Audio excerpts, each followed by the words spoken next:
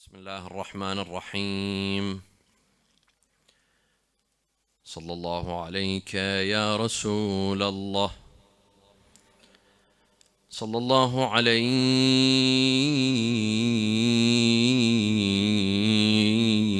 يا سيدي ويا مولاي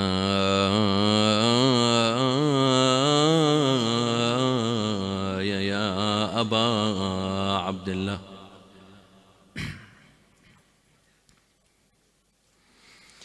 يا رحمة الله الواسعة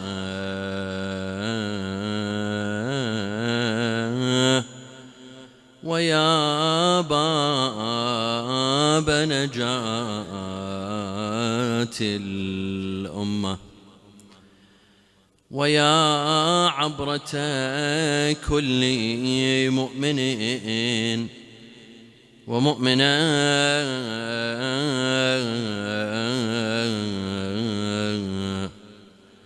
يا ليتنا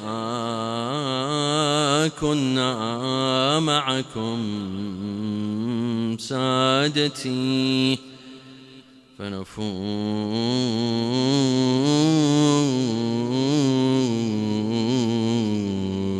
فوزا عظيما.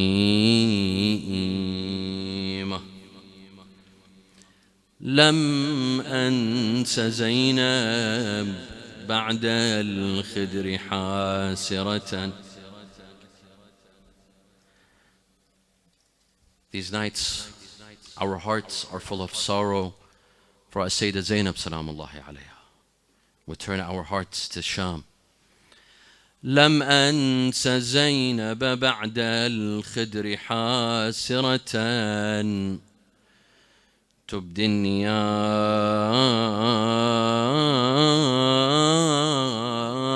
ألحانا فألحانا تدعو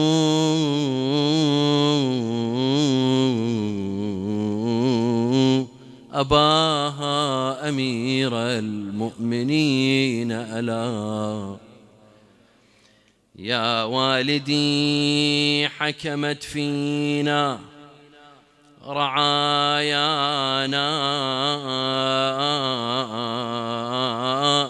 وغاب عنا المحامي والكفيل، فمن يحمي حمانا ومن يأوي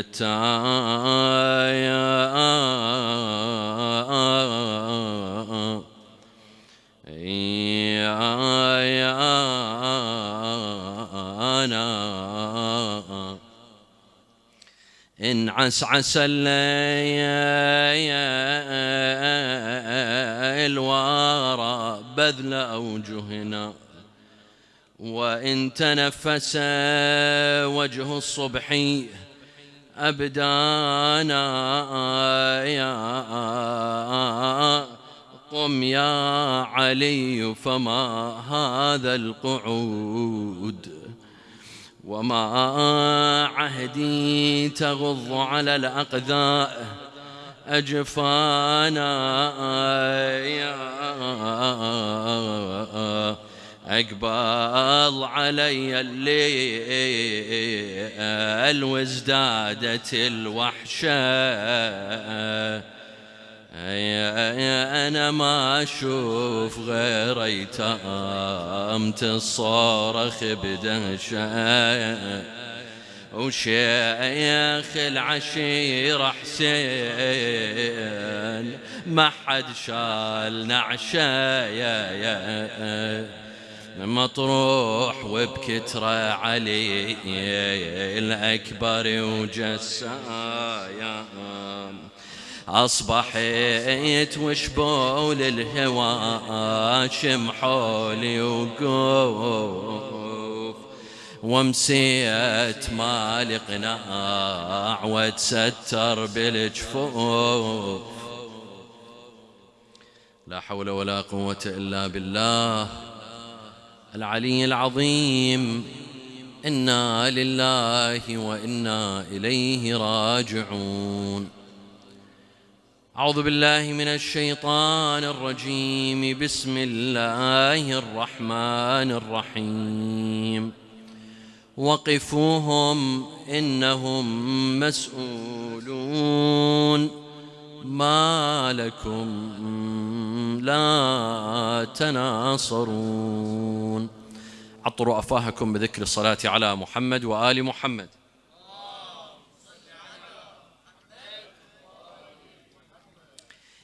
In every flight, on every plane, there's a pilot and a co-pilot. And they both have their duties and responsibilities. The pilot has his duties and responsibilities, and the co-pilot has his duties and responsibilities. Now imagine if one of them decides not to hold true to his duties. For example, the co-pilot oversleeps or is intoxicated the night before the flight, he gets drunk. Or the pilot. One of them does not take his duty and responsibility seriously. What's going to happen? Imagine a flight with over 180, 190 members on board. What's going to happen to this flight? Who pays the price? This co-pilot who overslept or got drunk the night before, or everyone pays the price? Obviously, everyone pays the price because of the negligence of one individual. But the price is very heavy, paid by everyone on the flight. In a government, any government, there's ministers, there's a prime minister, you have a health minister, an education minister, an interior minister, a foreign minister. If one of the ministers slacks off and doesn't perform his job, the entire government pays the price. The entire country has to pay the price. It's not just that minister who slacked off and didn't perform his duties and responsibilities. Everyone has to pay the price. So if the education minister in any country slacks off and doesn't fulfill his duties, the entire school system will be affected. If the health minister does not fulfill his duties and responsibilities, all of the hospitals in the country will be affected. It's not just him. He's not the only individual that will be affected. Everyone will be affected. You see, my dear friends, many of our problems in society, in our community, arises when some of us are negligent towards their duties and responsibilities. If we are negligent towards these duties and responsibilities, we'll have problems. We'll have problems in the community. There are problems that need fixing, that need to be fixed. But there are some individuals who do not have the sense of responsibility. And this is so important. For individuals to have the sense of responsibility, to feel that you're responsible, you're held accountable. You see, when in Islam, when young boys reach the age of puberty, and girls also reach the age of puberty, or they become 9, what do we call this age? In Arabic, what do we call this? Sinnil taklif. Taklif, the age of obligation and responsibility. From a young age, Allah subhanahu wa ta'ala teaches us that we're responsible. Now that this girl has become 9, or the boy has become 13 or 15, now he's responsible for praying 5 times a day, for fasting in the month of Ramadan, for going to Hajj, for wearing hijab. This is taklif, an obligation, a responsibility. From a young age, Islam teaches us that we're all responsible. It puts in us a sense of responsibility.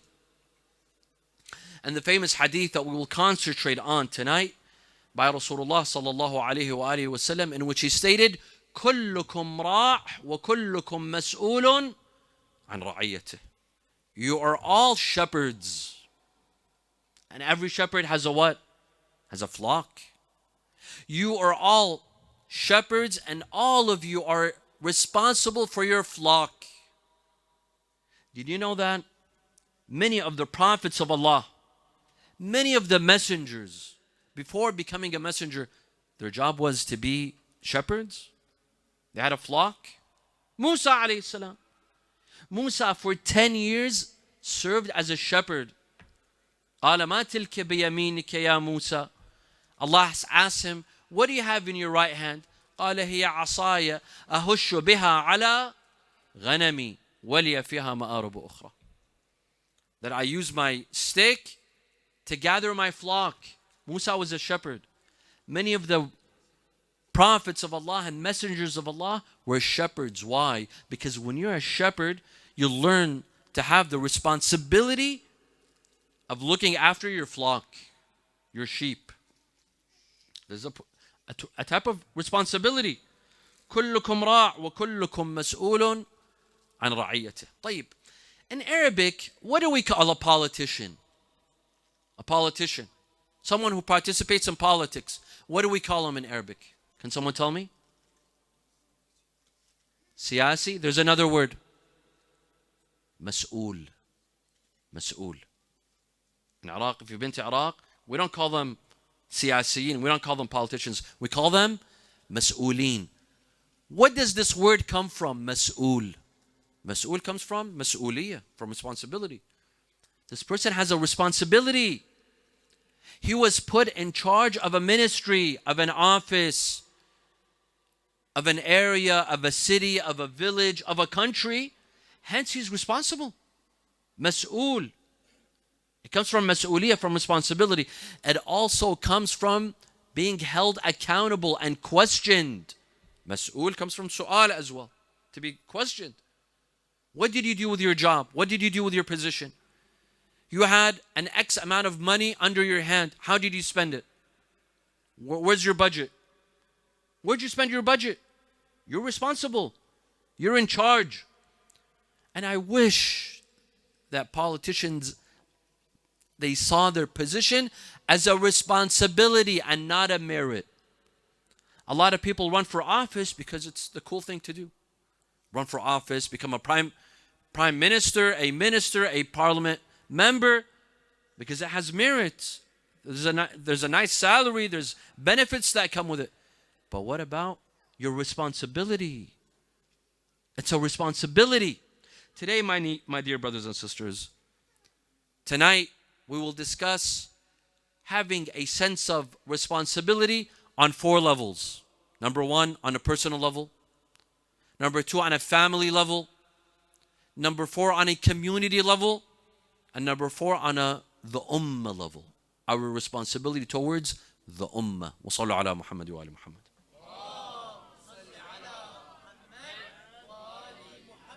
Let's come to the first level, the personal level. There are some youth, some of our brothers and sisters, young brothers and sisters, who are in school, junior high, high school, college, university, but they slack off. They don't have good grades. They don't study well. They're not competitive. They don't get in the best schools and universities. They don't have the best grades. Although they can have the best grades. If they study harder, read harder, concentrate more, exert some more effort, make some more effort, they'll get into the best universities. How many Shia students do we have at Oxford or at Cambridge, the 2 best universities here in the UK, and probably some of the best universities in the world, Oxford and Cambridge? How many? How many do we have? Not many. We should be aiming high. Why is it that our youth aren't aiming high? Why is it that we have some youth that get poor grades while they should be the top of their class?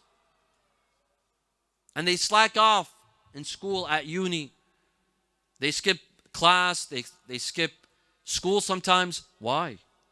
You know why? Because they don't have a sense of responsibility. They don't realize what they're doing. What they're doing is a mistake.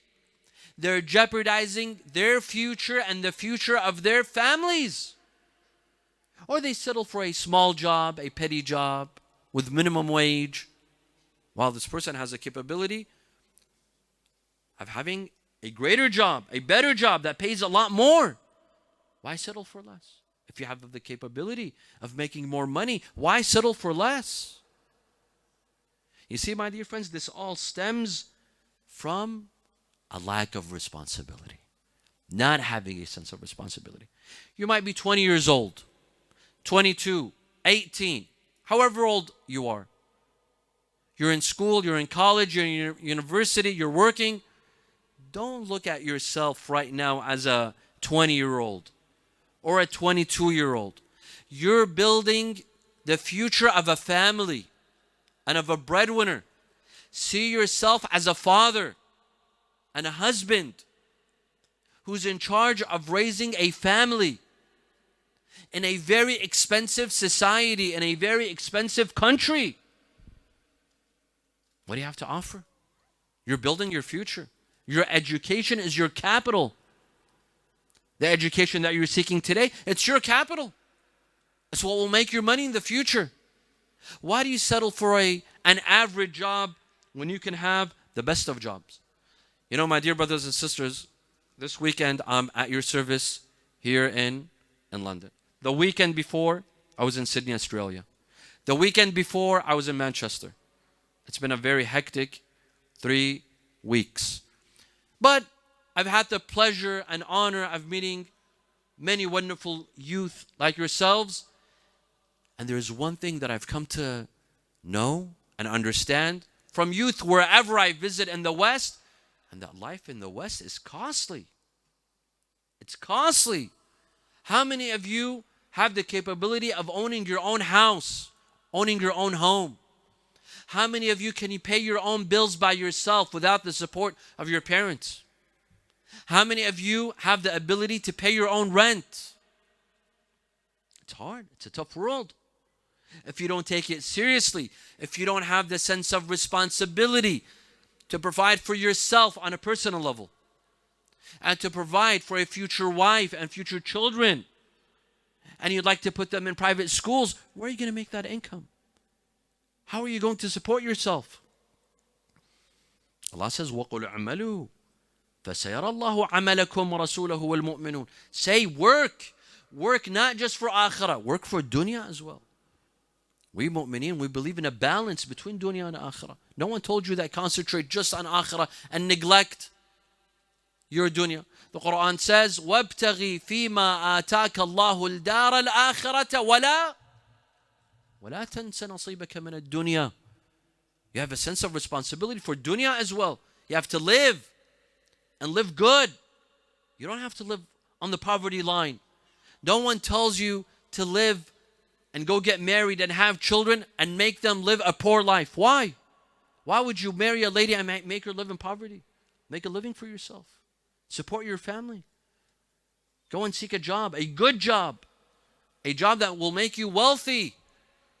وَأَنْ لَيْسَ لِلْإِنسَانِ إِلَّا مَا سَعَى وَأَنَّ سَعْيَهُ سَوْفَ يُرَى. You have to achieve.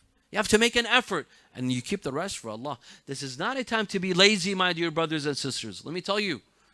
Let me be straightforward. You cannot afford to be lazy. Go out and seek a proper education. Go out and find the best job possible. You cannot afford to slack off and be lazy and not build a future for yourself and for your family members. And don't be wasteful as well. Many of our youth, they waste. They're experts at wasting money. And this is wrong.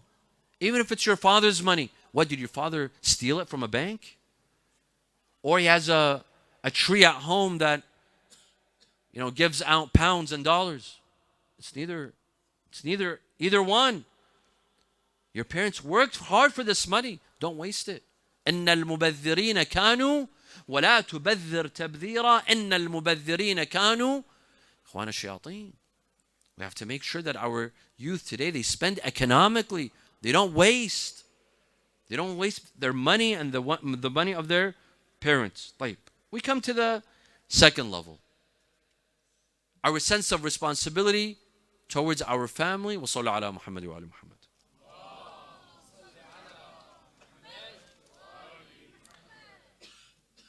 On a family level, I've seen several families, several couples, husband and wife, where the marriage fails. The marriage fails. They don't get along. This marriage is doomed to divorce, and they opt to divorce. Sooner or later, this happens. And by the way, in Islam, divorce is allowed. We're not Catholics that we don't allow divorce. No. Although divorce is highly discouraged, and there's nothing that is lawful but highly discouraged and hated by Allah like divorce, but it's still an option. We see time and time again, and in many communities, that some couples opt to divorce. Why? Either the husband is not fulfilling his duties and responsibilities, has no sense of responsibility, or the wife has no sense of responsibility. Let's start with the men first. There are some husbands that have no sense of responsibility. Every night, it's night out. Night out with the boys. Once a week, twice a week, once every couple of days, it's understandable. But every night, some say, I go out on occasions, on special occasions. But when you come to it, every night is a special occasion. Every night. But you have a wife. You're married. Your wife is young. You might have kids. Have you fulfilled your duties and responsibilities towards your family? Do you help at home? Do you help your kids with homework? Do you spend time with them? Do you check up on your kids at school, their friends? Who are they befriending? What are they doing at school? They all have social media. Does anyone not have social media? Do we have kids that don't have TikTok? Who are they speaking to? What are they watching? What are they seeing? There are some fathers that could care less. If the house burns on fire, he has to go out at night with his friends. No one tells you not to go out. Go out, have fun, reduce your stress. We all have stress. We live a stressful life. But don't be negligent towards your family. Don't be negligent towards your wife. Don't be negligent towards the rights of your children. Know what they're up to. Know what's happening in their school. Attend to your wife. Your wife is a human being. She has needs. She has needs. She has emotional needs. She has intimate needs. Don't be negligent. When a husband is negligent towards his family, does not have a sense of responsibility towards his family, the house will be on fire. Not literally. Figuratively, the house will be on fire. And that marriage is doomed to failure. And you will see that they take the road towards divorce. Spending time with your family. Listen to this hadith. This hadith is by Rasulullah sallallahu alayhi wa alihi wa sallam. He states, جلوس المرء عند عياله أحب إلى الله تعالى من الاعتكاف في مسجدي هذا.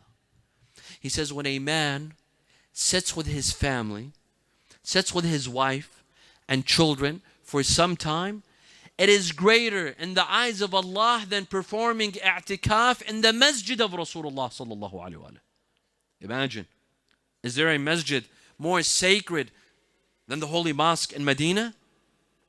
The mosque of Rasulullah sallallahu alayhi wa sallam. And what? Performing i'tikaf, meaning fasting for 3 continuous days in masjid of Rasulullah. Rasulullah says, spend some time with your wife and children, and the eyes of Allah, this is greater. This has a greater reward. Keep a balance, my dear brothers. Keep a balance in your life. Enjoy yourself. Go to work. Make a living. Take care of yourself. Go out with your friends. But at the same time, don't be negligent towards your family. Don't be negligent towards your wives and your children. Spend time with them. Al-Kaddu ala ayaleh kal-mujahidi fi sabilillah. He who spends on his family, on his wife, on his kids, it's as if he's fighting for the sake of Allah in the middle of the battleground. This is your jihad. Your jihad is when you make a living for your family, when you spend on your family, when you try to improve the financial status of your family. That is your jihad. That is the jihad of men for the breadwinners of the family. And the wives also. Some wives can be negligent towards their families and their husbands. Yes. There are some wives that don't attend to the needs of the husband. At the end of the day, this husband is a human being. He has needs, emotional and intimate needs. These needs should not be neglected.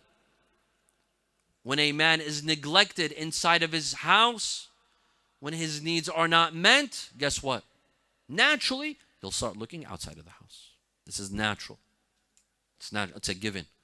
If his needs are not met, if he's ignored in his house, if he's not catered to, if he's not taken care of, he'll look somewhere else. And this is natural. Take care of your man, of your husband. Take care of your house, your children. There are some wives that are careless. Some, not all. Some are careless. They do not have that sense of responsibility towards the husband and towards the family and towards the children. And unfortunately today we live in the time of social media. Social media. The wife is busy with her phone. The husband is busy with his phone. And the kids are busy with their phones as well. Everyone's busy with their phones. Like, what about the husband? What about his needs? What does he need? What are his wants? What are his desires? And the same goes for the husband and wife. وَلَهُنَّ مِثْلُ الَّذِي عَلَيْهِنَّ بِالْمَعْرُوفِ. You see, my dear friends, Islam keeps a balance. Men and women have equal rights and equal duties. وَلَهُنَّ مِثْلُ الَّذِي عَلَيْهِنَّ بِالْمَعْرُوفِ. Don't neglect. Don't neglect. If the jihad of a husband is to go out and make a living for his family, then the jihad of a wife is to be what? It's to be a good wife. Jihadul mar'ah husnul taba'ul. Don't be offended by this hadith. There's no reason to take offense towards this hadith. The jihad of a wife is to be a good wife towards her husband. Not neglect him. To take care of him. To watch out after him. To cater to him.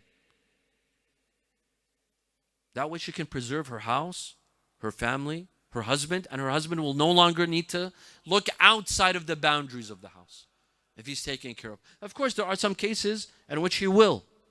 There's always exceptions. But generally speaking, if the husband is taken care of, he will not look outside of the house. We come to the third level of a sense of responsibility, the community level. Our sense of responsibility towards our communities. Why is it that we see in the West, generally speaking, there are Islamic centers that suffer financially? They suffer. There's no donations. There's no support. Or there's financial support, but they need volunteers. No one volunteers. Why is this?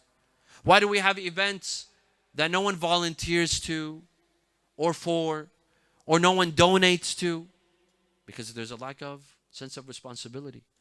We don't have a sense of belonging towards our Islamic center or our local Hussainiyah, for example, or our local mosque.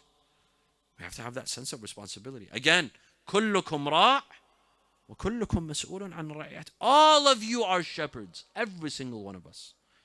From the eldest in the family to the youngest. From the eldest in the community, those in the 90s and the 80s, to the children. All of us are responsible. All of us have to have that sense of responsibility. وَكُلُّكُمْ مَسْئُولٌ عَنْ رَعِيَّتِهِ. Why do we have some illnesses and social diseases in the community? Why? For example, ghiba is very prevalent. In all of our gatherings, and in many of our gatherings, we perform ghiba. We backbite, we gossip, we accuse. We speak ill of others. Why is this prevalent? Why doesn't this stop? You know why? Because we have not taken our responsibility of performing النهي عن المنكر. النهي عن المنكر is a responsibility. If we were to make them stop, hey, listen, what you're doing is haram. Don't speak ill of anyone. None in my presence. None under my watch. When I leave, do whatever you want to do. But as long as I'm present, don't speak ill of anyone. That's النهي عن المنكر. الأمر بالمعروف والنهي عن المنكر. That's a duty. That's a responsibility. I have a responsibility to take care of myself, the personal level. I have a duty to take care of my family, the family level. And I have a duty towards my community, my extended family. And your community is your extended family. You take care of them. You make sure that they're on the right path. On the path of Islam, on the path of Iman. When we see something ill in our communities, sicknesses, social illnesses, we stop. Do you remember during the days of COVID? We all remember those days. We all remember 2020. During the days of COVID, imagine if we saw someone shaking hands, the world would go crazy. The world would go upside down. How are you shaking hands? If we saw someone sneezing, not in their elbow, we'd go crazy.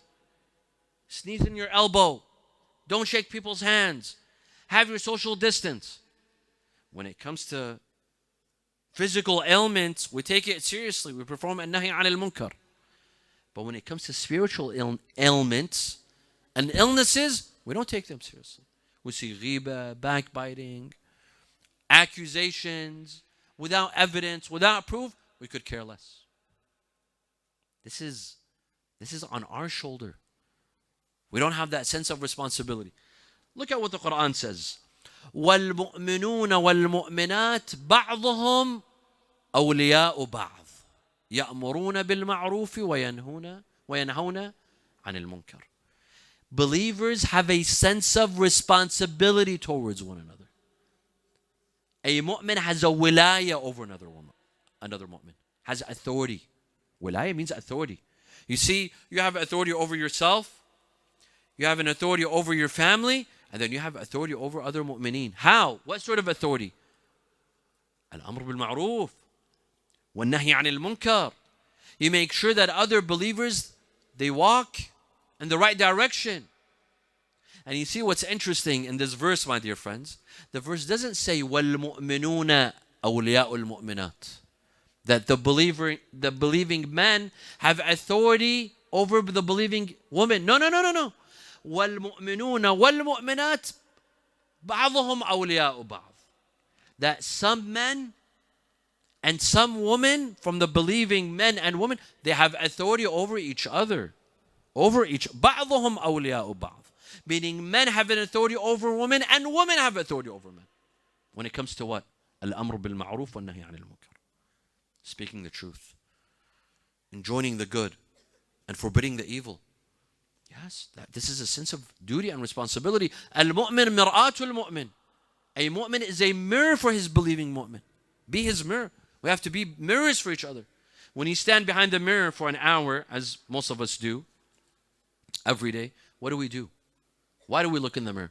We look for blemishes, our aging skin. We try to hide it with beautiful lotion to make our skin look better and younger and all of that. We look for our weaknesses. The mirror helps us see our weaknesses, so we hide our blemishes. This is the job of a mu'min. As a mu'min, we show each other's weaknesses. We show each other's blemishes. We show each other's aging skin so that I improve. You help me improve and I help you improve. You fix me as a mu'min and I fix you as a mu'min. Al-mu'min mar'atul mu'min. This is a duty. This is a responsibility. Do we have this sense of responsibility to one another? This is a duty and responsibility. طيب. Another thing I want to mention, my dear friends, and this is a hot topic. This is a topic that's been in the air and it's been discussed in the news, and that's marja'iyya. Marja'iyya. Who's going to be a marja' in the future? Who's going to be the next al-marja' al-a'la in the future? May Allah prolong the life of our ulama and maraja'. You see, my dear friends, it's not a matter of who wants to be a marja'. Nowadays, everyone wants to be a marja'. Qualified or unqualified. They think, some see it as a merit, as a status that everyone wants to achieve. It doesn't work that way. Marja'iyya is not a merit. Marja'iyya is a responsibility. It's a very, very important and dangerous responsibility. It's not left for anyone. It's not for an average Hawza student. No. It requires so much hard work and diligence and knowledge and wisdom and diplomacy and knowing your surrounding, understanding world history, have a clean record, have a clean past, understanding how the world works today. It requires so much. It's a responsibility. Today we see some individuals who strive to be in the position of marja'iyya, as if it's a position, it's a merit that can be attained by anyone. No. It's a responsibility. It's not a merit. It's not given to any random individual. You have to be qualified, highly qualified. And all it takes is one. All it takes is one individual to reach the stage. In Karbala, we had a scholar by the name of Al-Fadil Al-Ardukani. Read about his history. Al-Fadil Al-Ardukani was one of the most knowledgeable ulama of his time. Al-Fadil Al-Ardukani. He lived at the time of Al-Mirza Shirazi, Al-Mirza Muhammad Hassan Al-Shirazi, who lived in Samarra. Al-Fadil Al-Ardukani was in Karbala, but he was not a marja'. And he would lead salah in the shrine of Imam Hussain salawatullahi wa salamu alayhi. When Al-Mirza Shirazi would come to visit Imam Hussain in Karbala and come to the shrine of Imam Hussain, he would pray behind Al-Fadil Al-Ardukani. Imagine, the top marja' of his time, Al-Mirza Shirazi, he would pray behind Al-Fadil Al-Ardukani in Karbala, who was not even a marja'. One day his disciples, his students, they told him, Maulana, you've reached a stage in which you can become a marja' yourself. Write your risala. You've attained the status, and no one would question you. No one would question your credentials. Announce your marja'iyya. Declare your marja'iyya. He said, no. Marja'iyya is a responsibility. And alhamdulillah, Mirza Shirazi has filled this vacuum.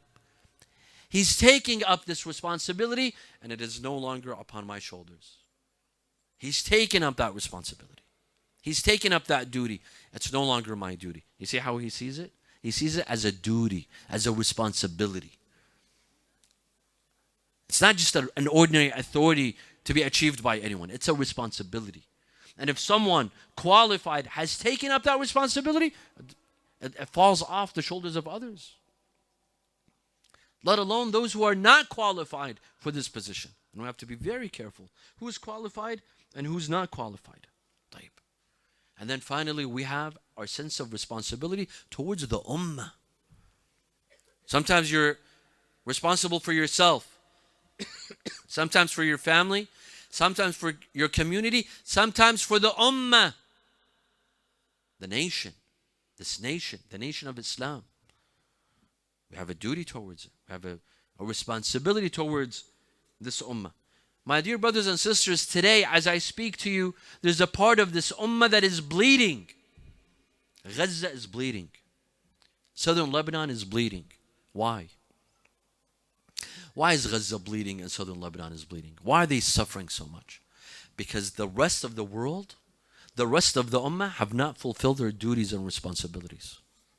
We have not carried out our duty towards the rest of the ummah.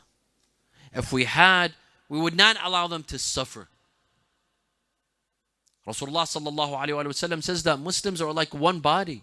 أن المسلمين في توادهم وتراحمهم كالجسد الواحد إذا اشتكى منه عضو تداعى سائر الجسد بالسهر والحمى.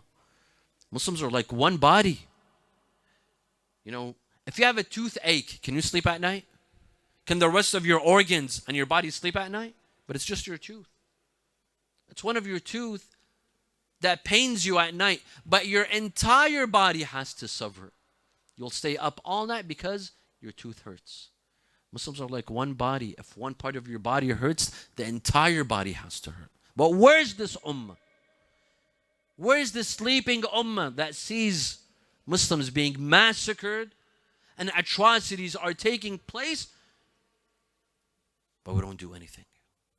Where's our sense of responsibility towards this ummah? Where? Where are the Muslim countries that have normalized relations with that specific country? Where are the Muslim countries that are helping that specific country in military aid? Where are they? Where's their sense of responsibility? Where's their conscience? Where's their conscience? Where? How can they sleep at night? You know, southern Lebanon, the Shia of Lebanon, they paid a heavy price. For what? Now, go to southern Lebanon, you won't find a village that hasn't been destroyed. Why? It's because of their sense of responsibility. They did what they had to do towards this ummah. And they paid a heavy price. They paid a very heavy price. But this is their sense of responsibility. Where are the others?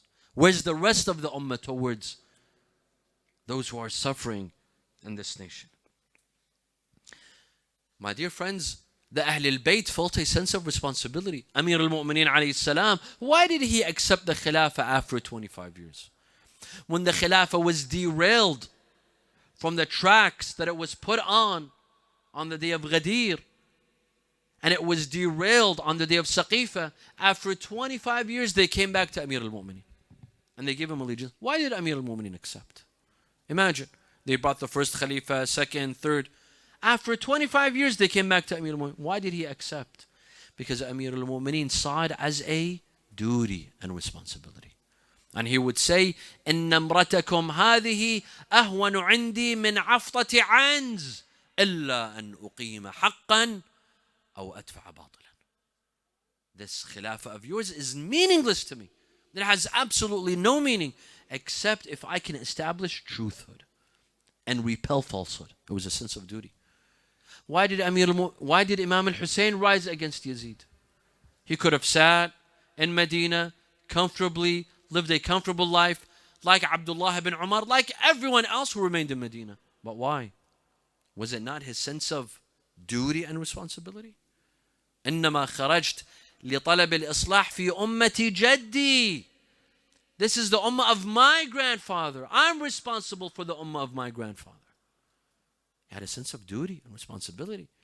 And he offered his sacred blood, his noble blood for this cause because he felt responsible. As-Sayyidah Zahra, salamullahi alayha, why did she lose her life at the age of 18? Precious age of 18. Was it not her sense of duty and responsibility towards this ummah and towards imamah and towards khilafah that she stood and defended her husband Amir al-Mu'mineen? Not because he's her husband, but because he's her imam. Because he's her imam.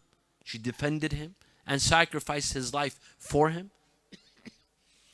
And Ummul Baneen. We gather here tonight to commemorate this special lady, Ummul Baneen, who felt a sense of obligation and responsibility towards the Imam of her time, Al-Imam Hussain salawatullahi wa salamu alayhi. And hence she offered 4 sons for the cause of Imam Hussain. Why?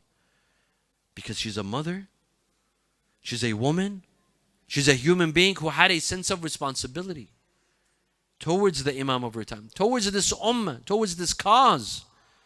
She offered her sons and she groomed them from day one. From day one she groomed her sons. Al-Abbas, Abdullah, Ja'far, Uthman. She groomed them to be in the service of Imam Hussain alayhi salam.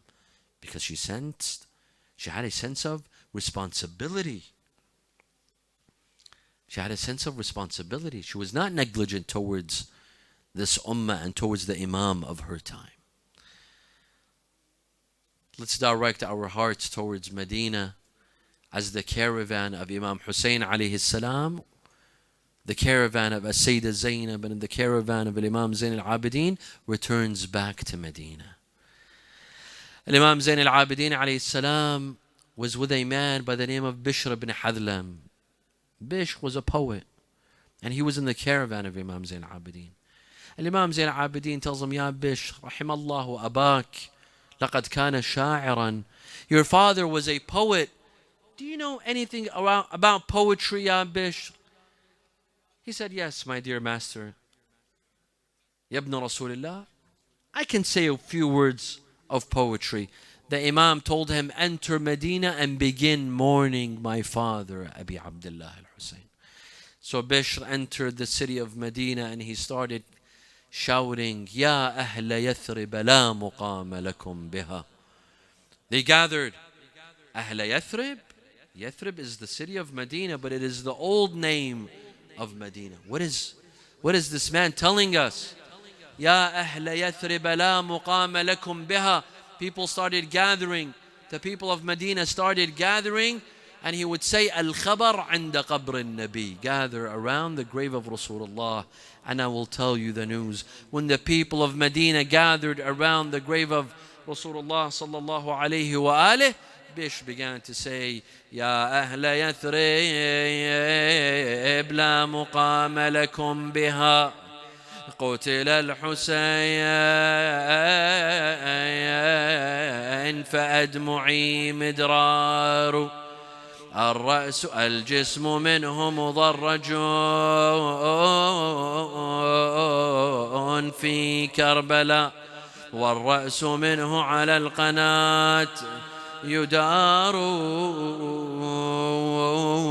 Bishr says that from every corner, women, children, family members started to come and ask about their loved ones, asked about the deceased, the one who lost her husband, the one who lost her brother, the one who lost their children, her children. He said, all of a sudden I saw a woman approaching me, her face glowing like a moon on a full night. I recognized her. She was Ummul Baneen, carrying Al-Fadl, the son of Al-Abbas, on her shoulders, approaching me. He said, I thought to myself, what am I going to say when she asked me about her children? She came and she said, Ya Abdullah, hal laka khabar min al-Hussein. I said, Subhanallah, she has lost 4 sons, but she's not asking about her sons, she's asking about Hussein. So I told her, Ya Ummul Baneen, عظم الله لك الأجر بولدك جعفر. She said, فداء للحسين. May he be a sacrifice for my son Hussein. I did not ask you about Ja'far. Tell me about Hussein. He said, عظم الله لك الأجر بولدك عثمان. She said, فداء للحسين. Maybe he be a sacrifice for my son Hussein. أخبرني عن ولدي الحسين. He said, عظم الله لك الأجر بولدك عبد الله. She said, فداء للحسين. May he be a sacrifice for my son Hussein. I told her, عظم الله لك الأجر بولدك أبي الفضل العباس.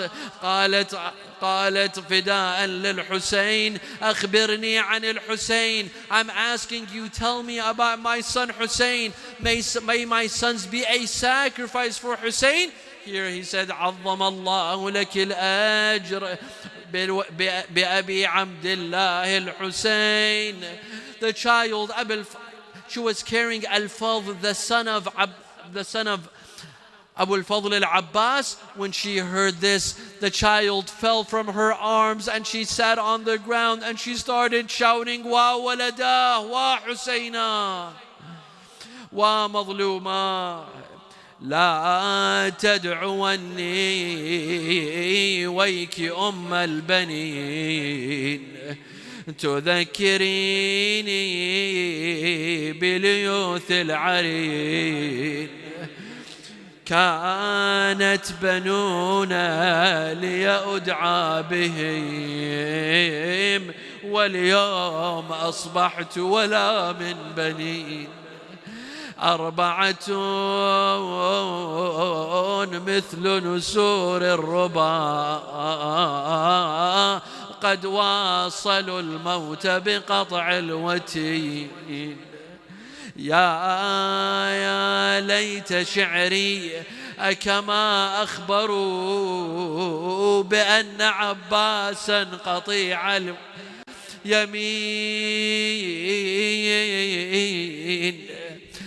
al-Banin, this was a great tragedy for her. Upon all of her tragedies, the greatest tragedy for her was the loss of Imam Hussain alayhi salam. Look at her loyalty, look at her love for Imam Hussain, that she did not cry for her sons, for her 4 beloved sons, yet she would weep for her son Imam Hussain alayhi salam. بالله استعدي للبواكي يم البنين، يردوا يتامى وانذبح عباس ارفع صوتك. يم البنين الأربعة انذبحوا ضمايا، وظلت 3 أيام على الغبرة عرايا.